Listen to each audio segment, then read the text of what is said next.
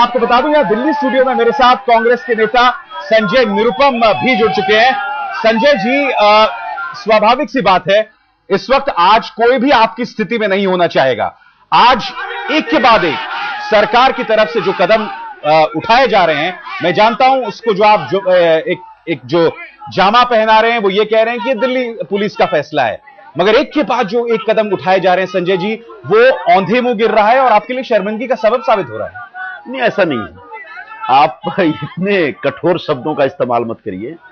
सुबह जो कुछ हुआ वो तो निश्चित तौर पर कानून के हिसाब से एक निर्णय था, और ऐसा नहीं है कि इस देश में लोग गिरफ्तार नहीं होते हैं और तमाम लोगों की गिरफ्तारियों पे बहुत ताली बजाई जाए, खुश हुआ जाए, ऐसा भी नहीं है। अन्ना हमारे देश के एक बहुत ही प्रतिष्ठित नागरिक हैं, आंदोलनकारी हैं, समाज सेवी हैं। उनकी गिरफ्तारी में मुझे बहुत खुशी नहीं हुई, लेकिन मैंने ऐसा एक खुद विश्लेषण किया कि सरकार के सामने, यानी दिल्ली पुलिस के सामने, प्रशासन के सामने क्या विकल्प था। प्रशासन ये कह रही है कि आप अनशन इन 3 जगहों पर कर सकते हैं। उन 3 जगहों पे करने की वजह आपने तय किया जेपी पार्क के बाद उन्होंने कहा कि भाई ये 20 शर्तें आपको माननी पड़ेगी, आपने को 16 से ज्यादा शर्तें नहीं मानेंगे और उसके बाद जब अनशन करेंगे, कानून को तोड़ेंगे, तो दिल्ली पुलिस को कानूनन वो कार्रवाई करनी चाहिए, करनी थी, किया उनने। आप ये कह सकते हैं कि भाई अन्ना को गिरफ्तार किया, अन्ना सम्मानित है, लेकिन इस देश में कोई भी व्यक्ति कानून से ऊपर नहीं है।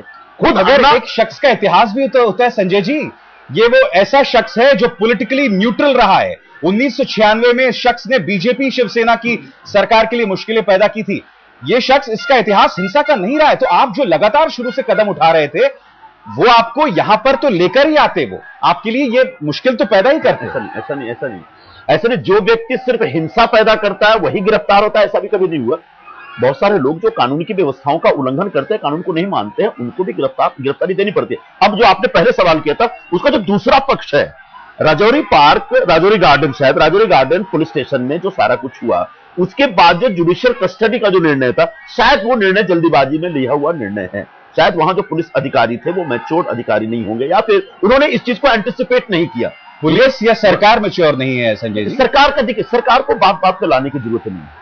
सरकार ऐसे निर्णय नहीं लेती है, ये पुलिस का एक निर्णय होता है। निश्चित इस बात का विश्वास करूं संजय जी कि गृह मंत्रालय के प्रमुख बॉस ये कहें कि दिल्ली की अन्ना हजारे को कहां ले जाया जा रहा है, मुझे नहीं मालूम। मेरे ख्याल से इससे ज्यादा हास्यास्पद तो कोई बात नहीं हो सकती। इसमें इतना हास्यास्पद बात भी नहीं है।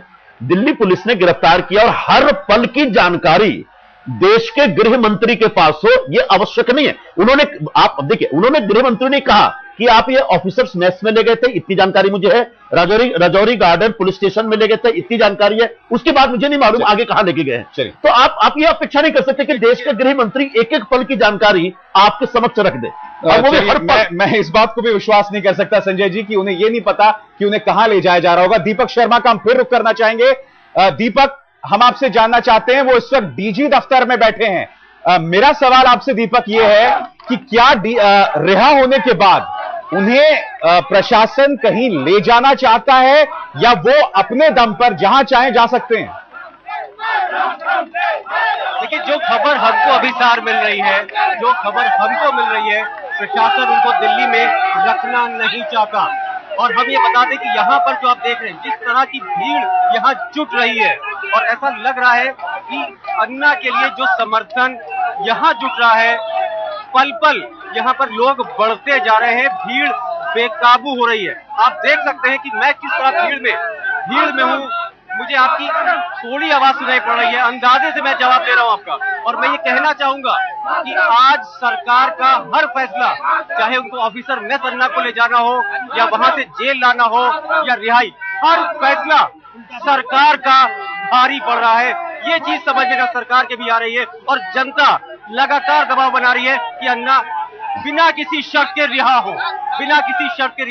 यही यहाँ पर लोगों की मांग है, भीड़ की मांग है।